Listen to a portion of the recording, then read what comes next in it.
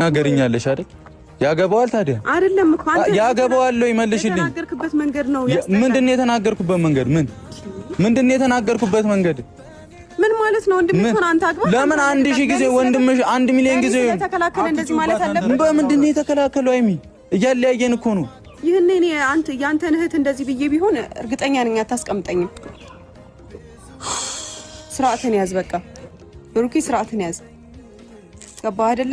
እኔ በአንተ ምክንያት እንደዚህ እየተሰቃየሁ ካንተ መለየት ሳልፈልግ ካንተ ተለይቼ ባለውበት ሁኔታ እኔ ነኝ የማውቀው። እሺ ግን አንተ ችግርህን ሳትፈታ መተህ ዛሬም እንደዚህ አይነት ወሬ ታወራለህ አይደለ? እሺ አውቀሽ ቶሎ በይ።